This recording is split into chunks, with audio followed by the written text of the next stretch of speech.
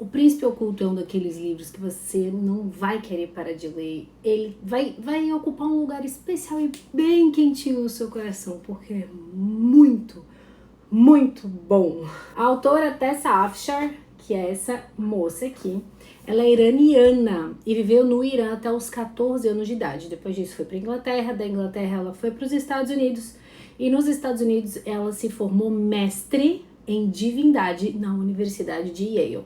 Hoje ela dedica sua vida escrevendo romances cristãos, romances ficcionais cristãos, geralmente com algum personagem bíblico sendo ou protagonista ou coadjuvante das suas belas histórias.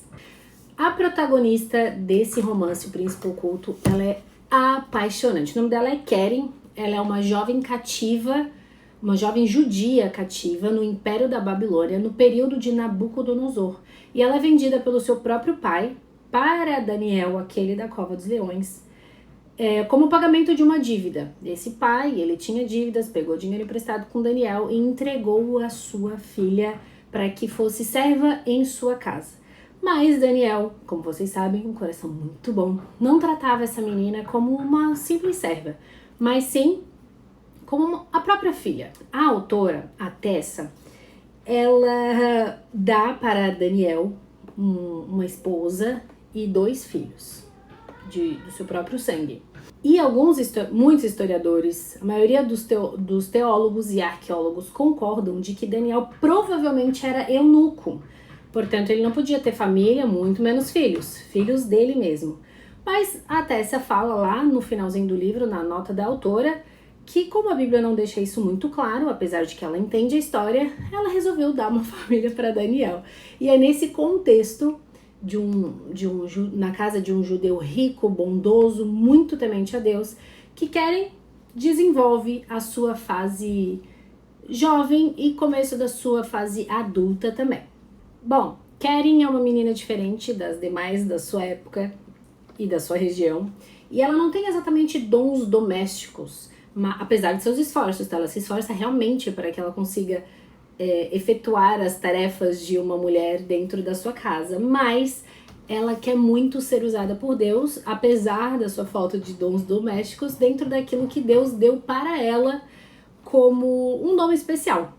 Enfim, Keren conhece Jared na Casa das Tábuas, que eu não vou contar o que é, você vai descobrir lendo esse livro. E ali na Casa das Tábuas e no dia a dia, nos afazeres dos dons dela, ela cresce juntamente com os 2 filhos de Daniel e Jared. E eles crescem nesse ambiente com um pai, seu senhor, enfim, seu patrão, muito amoroso, que dá sempre instruções para todos eles, né? E com ela incluída, porque ele sempre faz o culto da manhã com todo mundo.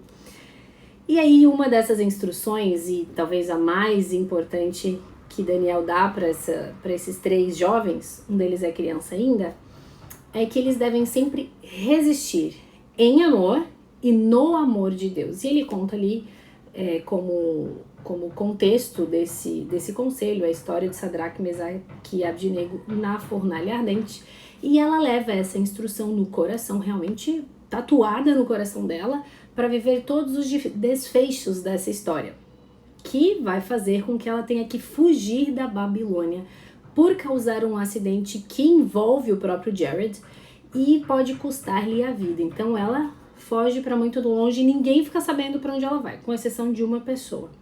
Aqui eu preciso dar uma sugestão muito importante. Não leia a contracapa. Não leia a sinopse desse livro. Porque eu acho que eles revelaram uma coisa ali que podia ter deixado, sabe? Para que a pessoa descobrisse sozinha ou conjecturasse na cabeça. Então, para esse novo lugar que ela vai finalmente desempenhar uma missão sensacional. Que é justamente o propósito da vida dela nesse livro. O propósito que Deus deu para ela nesse livro. E é muito legal, porque uma das minhas citações preferidas no livro fala exatamente sobre isso. Olha o que a própria Keren fala já na última página, na página 330. Estávamos construindo os alicerces de um futuro que nenhum de nós poderia compreender ainda. Para nós, eram apenas negócios cotidianos. Olha que importante. O trabalho ordinário das nossas mãos. Mas Deus sabia que tijolo por tijolo estávamos estabelecendo os meios para gerir o maior império que o mundo já viu. Com coisas cotidianas. O propósito da vida de Karen era gigantesco, mas ele era construído tijolo por tijolo nas coisas cotidianas. No trabalho corriqueiro das suas mãos e de todos os outros personagens que ali se encontram. No final das contas, a Karen aprende as lições sobre amor, muita fé, resistência, persistência com Deus e o seu propósito de vida. Bom, esse é um livro de 330 páginas, que o começo você pode achar que ele vai demorar para ser lido, mas ele não vai demorar para ser lido. E à medida que a história vai passando, você quer que ele seja um pouco maior para que essa história não acabe. Ela tem muitas aventuras, muitos ensinamentos, uma pitada de bom romance, um bom romance cristão. Enfim, eu leria muitas outras vezes e recomendo fortemente que você leia.